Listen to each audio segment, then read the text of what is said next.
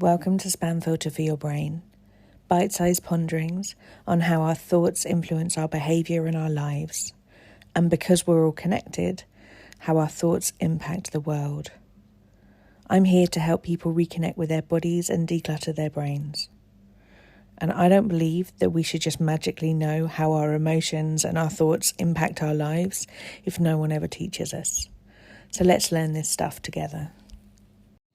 How often have you heard someone say, I'd never say that to somebody else, or I'd never speak like that to somebody else? How often has it been something that you've heard yourself say? You make some slight self-deprecating joke or some self-deprecating comment or something that you can pass off as a little bit of humour, but actually, if you sort of take the tone out of it, the truth is that it was just something that was a bit mean about yourself. How often have you caught yourself fobbing it off as, well, I wouldn't accept that from somebody else? And I think that we can kind of just chuck this on as a little suffix to pretend like the thing that we've just said isn't really harsh or really brutal or just frankly quite unkind. We can pretend that that unkindness doesn't matter if we call it humour. And what I invite you to just have a little ponder on as a little reflective mirror is, sure, you could add on that little suffix of, well, I'd never accept that from, I'd never speak like that to somebody else. But would you accept it from somebody else?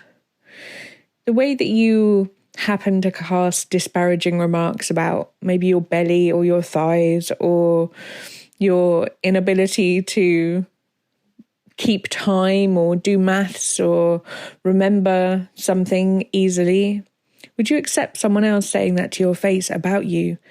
Because if someone else saying it to you would be hurtful, what you've just revealed there is that you're trying to get the first blow in so that it doesn't hurt so much if someone else were to catch you out on this stuff. I think quite often we can abscond from responsibility that being mean to ourselves exponentially puts more meanness out there in the world. When we say these unkind things about ourselves, even if we just pass them off as trying to be a bit funny or trying to maybe occasionally unconsciously or consciously elicit other people to be like, no, you're not like that. When we put this stuff out in the world, we are creating more unkindness. We are explaining to other people that this is the way that we speak to ourselves. It's showing other people how we talk to ourselves in our heads. And in a way, it sets a sort of guideline for what we'd be willing to accept. And if we know that we wouldn't accept these words from somebody else, or if you know that you wouldn't accept someone that you love being spoken to in that manner, secretly you do know that this stuff is not funny, it's just unkind. And the more unkindness that we put out there in the world, the more unkindness that there is. And honestly, I think if there's anything that we can all agree on, I think it's that the world doesn't need any more unkindness. So I wonder if there is anywhere where you could just begin to notice where these sort of phrases might come up for you and where you could rein them in a little bit. It's not telling yourself off or reprimanding yourself for having said them. Sometimes it might be just a case of noticing that that is something that you're doing and going, is this something that I want to continue? Because if it's not, there's always a choice, right? It's not about telling ourselves that we shouldn't have done the thing that we've just done.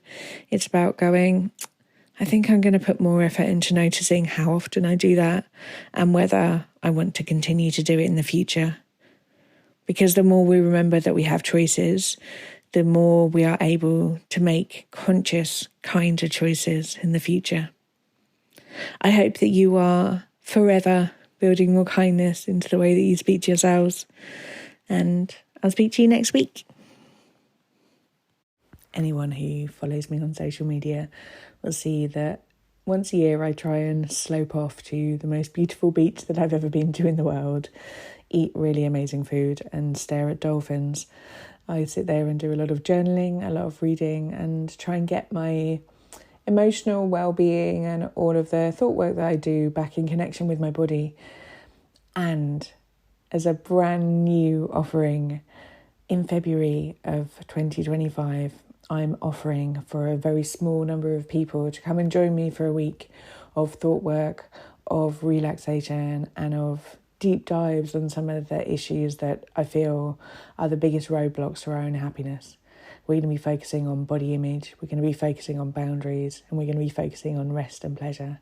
It's going to be a gorgeous, gorgeous week together in Goa in February, and all of the details I'm going to pop into the show notes, but you can also have a look at selfcareschool.co.uk for Self-Care in the Sunshine beach break. It would be an absolute joy if you wanted to come and reconnect to your body, your rest, your pleasure, whilst eating delicious food and probably staring at dolphins. Hopefully, I'll see you on a beach. If you've been enjoying what you're hearing on the podcast, you will love Self-Care School. Self-Care School is longer versions of this, more in-depth and more personalised. We have a whole hub of courses from body image to boundaries, perfectionism, time management, and a whole range of other topics. You name it, there's probably a course on it. But most importantly, we also have a weekly group coaching call where you get to apply this stuff to your everyday life and get support to try and untangle your own story from some of the emotions that you might not be enjoying in your life. If you would like to learn how to apply this work to your specific situation and to be building a life of your dreams, I would love to see you inside. Do pop over to selfcareschool.co.uk.